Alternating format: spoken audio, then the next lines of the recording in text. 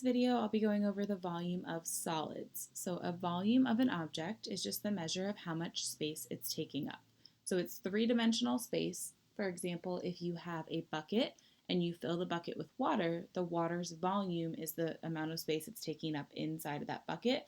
And so since it's filling up there, it's a 3D object that we are then filling. So volume is that inside space that it's actually taking up there. So we can say that to find the volume of a prism or a cylinder, and those are all of these first three shapes that I see. The first one is a prism, the second one is also a prism, and this third one is a cylinder. So when you have a cylinder or a prism, you can find its volume by multiplying the area of its base by the total height of the actual prism. So we're going to look at these first three.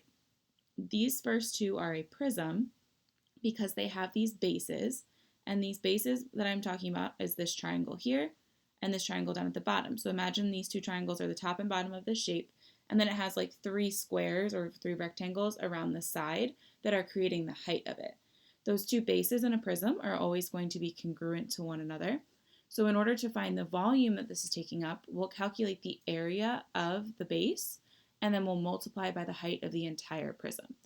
So something that makes this first one a little bit tricky is that we do have a triangular base. So notice there's a triangle on the top and bottom of this. So it's called a triangular prism, but from there we would first need to find the area of the base. Well, it's the area of a triangle, which is 1/2 times the base times the height. But when we talk about that, we're talking about the base and height of the actual triangle. So I like to kind of sketch the base off to the side and say, well, this is my triangular base. I would have a height here. Remember, the height has to be perpendicular to the base, and this side would be my base. So I would be given the base and height of this triangle somehow if I were asked to solve the volume, and I would need to find the area of that base first. Then, to actually calculate my volume, I will take that area that I get, so the 1/2 base times height, and that becomes my capital B base number.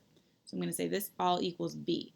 So B is really just the area of that yellow triangle, and we're going to take that capital B, so the whole area of the triangle, times the height, the H of the prism. So the height there that we're talking about is not the height from the triangle, but rather the height that is between the two triangular bases of our prism. In our second prism, this is a rectangular prism because, again, it has two bases. This time the two bases are rectangles. My rectangle on top and my rectangle on the bottom there, so top here, top, bottom there, they're both rectangles that would be the same length and width, right? So to find their area, well, the area of a rectangle is just length times width.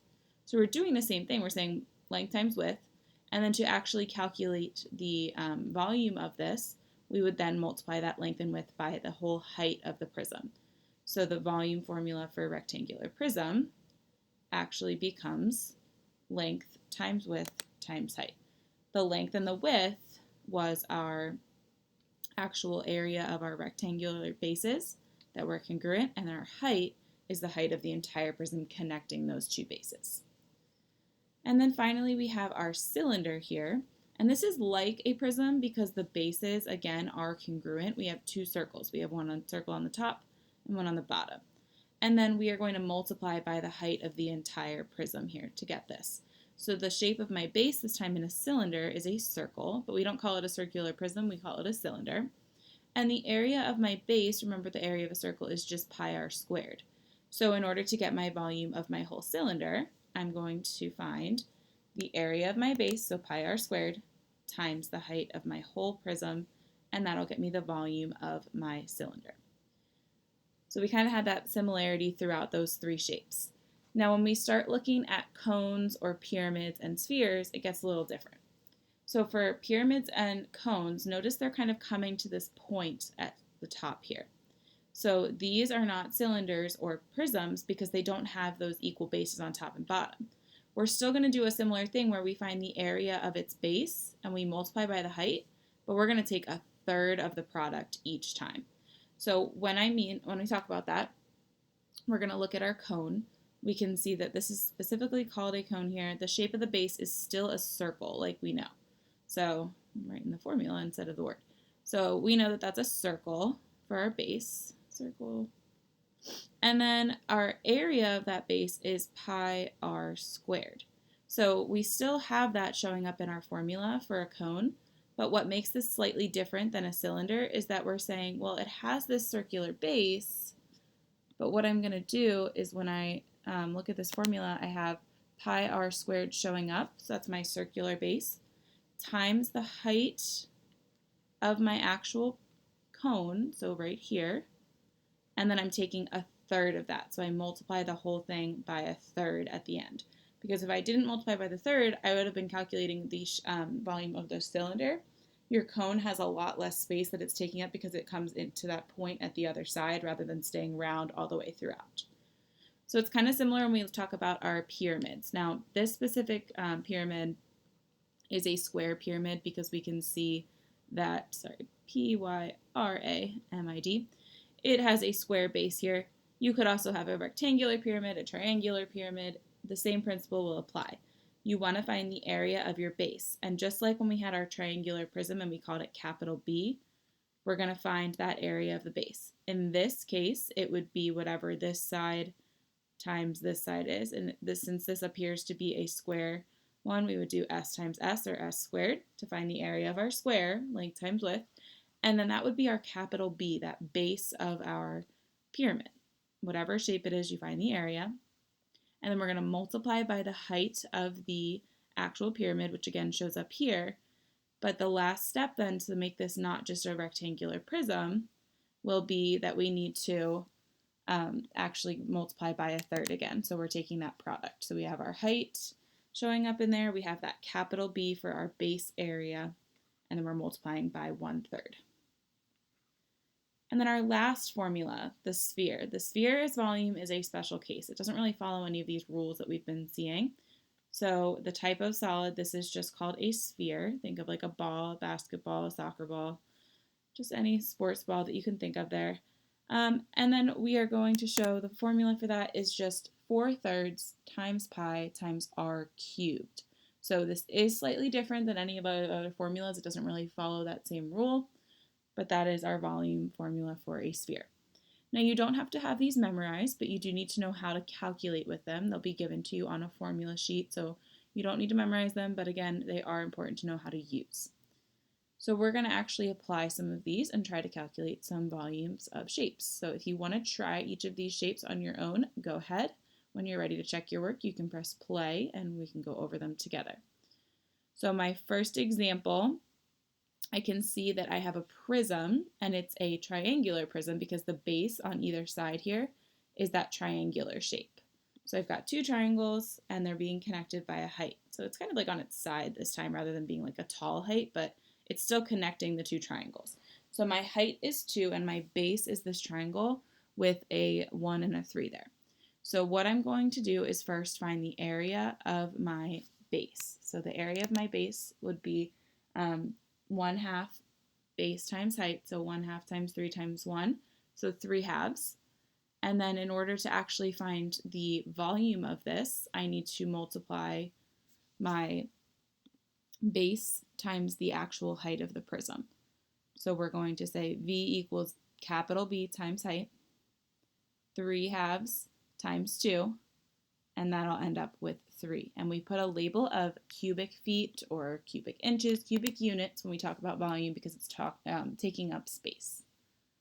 Our next shape is a cone. Now this one was a little bit trickier because we can see it's giving us an angle in here. We have a right angle and we have a side. In this case, that's going to be our height of our cone, but we don't know our radius. And so because there is this right angle hiding in here, we're actually going to be able to we're going to have to use trig here. So we can kind of redraw that triangle on its own. And when we do that, we can see, well, if theta is my 65 degrees, my r is my adjacent, and my 16 is my opposite. So opposite over adjacent, use tangent. We'll take the tangent of 65 degrees and set it equal to the opposite 16 over the radius r. I cross multiplied, and I'm going to solve for r by dividing 16 by the tangent of 65. So I get approximately 7.46. Now my recommendation would be to leave that in your calculator, copy it, and use it in your next step so you can be super precise rather than using the rounded version in your work. Now that we know our radius is about 7.46, we have enough information to find the volume of our cone. So we use V equals 1/3 times pi times your radius squared times your height. You need to take care of your exponents first according to the order of operations. Then you can multiply through all of these, and we end up with about 932 5/10 feet cubed. Over here we have another triangular base, but now we can see this is coming up to actually a point there. So this is a pyramid. So in this pyramid, we have a base of triangle right there. So we have 6 and 4 as our base. So 6 and 4 as our base is going to get us 6 times 4 times 1/2 to get the area of that triangle, which is 12. Now to find the area of our pyramid, we need to take the height times the base and then take 1/3 of it. So we need to do 1/3, and I need to add this into my notes here because I forgot the 1/3 originally. 1/3 times the base times the height. So I'm going to take 1/3 times 12 times 9. Oops. So 1/3 times 12 times 9. Well, 12 times 9 is 108, so I just need to divide that by 3 to get my final answer now. And when I do that, I am left with 36 meters cubed. So being careful here, this did come to a single point up top, making that a pyramid. I had forgotten that 1/3 at first. When it's a pyramid or a cone, we do need that 1/3 included, versus my triangular prism that did not need the 1/3. This pyramid needed the 1/3 in the formula. And our last shape here that we have says we have a sphere, and our sphere's radius is 3 millimeters. So we're going to use the volume of a sphere formula. Volume of a sphere's formula is V equals 4/3 pi r cubed. So we're going to plug in our 3 for our radius, and I wrote it out this way so that we could just leave this in terms of pi. When we do this, we can see, oh, well, I have a 3 on the numerator and the denominator. So one of these 3's and this 3 on the bottom can be canceled out. So we're left with just one hole on the bottom. So then we can just multiply across the numerator, and we don't even have to deal with the fraction. And we'll be left with 4 times pi times 3 for a total of 36 pi. Now at that point, you could leave your answer in terms of pi as just 36 pi. If you were asked to put it in decimal form, you could do 36 times 3.14, and you would get approximately 113 400 millimeters cubed. All right, so next up, we are looking at something called Cavalieri's principle. If two solids have the same base and the same cross-sectional area at every level, then they have the same volume. This principle relates to oblique figures or figures that lean over. So in our example, we can see that we have this rectangular prism, and this cross-section appears to have an area of B. And then we can see that in this tilted one, or this oblique figure, it also has an area worth B. So even though the shape in the middle might not look the same, the whole shape overall there, that cross-sectional figure, it has the same area here and here, since they're both called capital B. So that means it's going to have the same formula as the rectangular prism used to find the area of this oblique figure. So it's just kind of like a tilted rectangular prism. So in my first example, I see that I have a cylinder and it's kind of leaning over.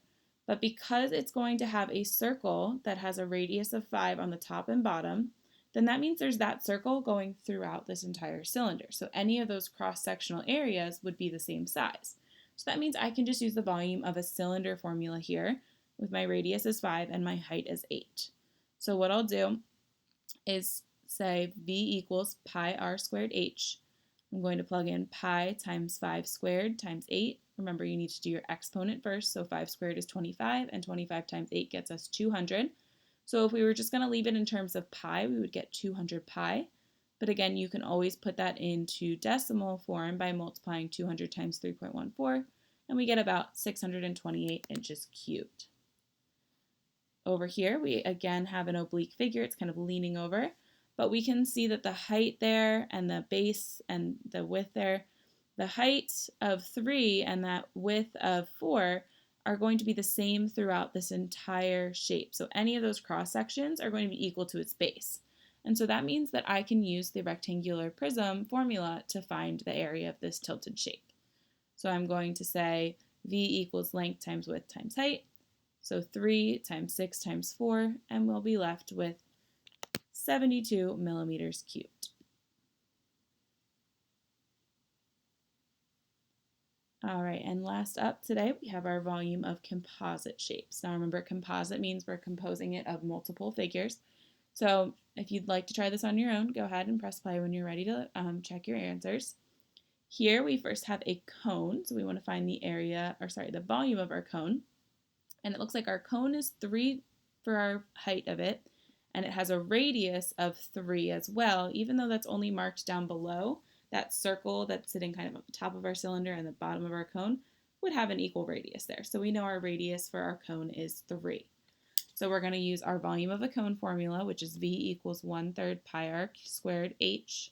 We'll plug in all of our numbers, and I'm going to do this one in terms of pi completely. So I get 1/3 times pi times 3 squared times 3.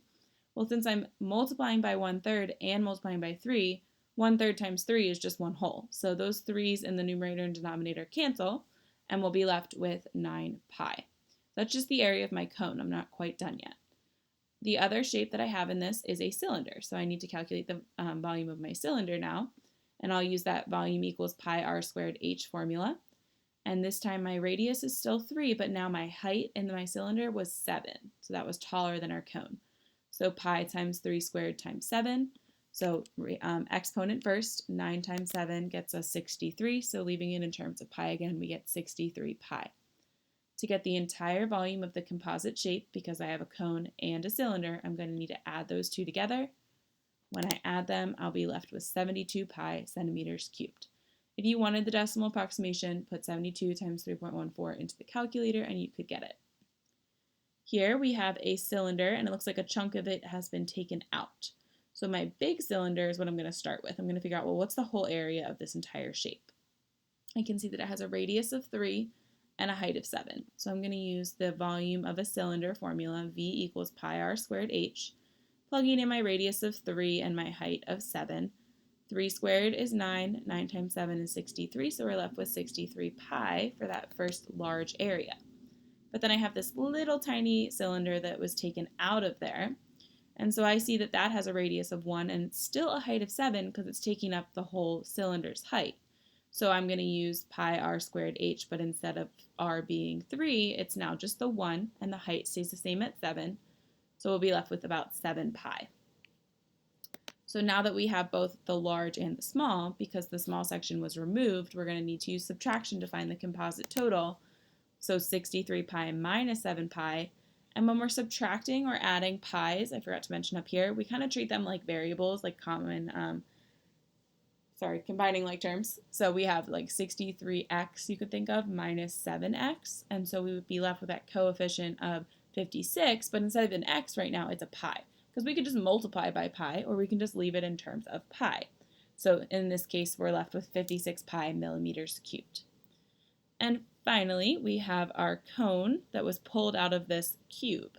And I know this is a cube because it has all 3 dimensions the same here. You're still just using your volume equals length times width times height of a rectangular prism here. But because it's a cube, you can just cube the number for the side to get your volume. So the volume of my cube will be side cubed, and my side is all 5.1.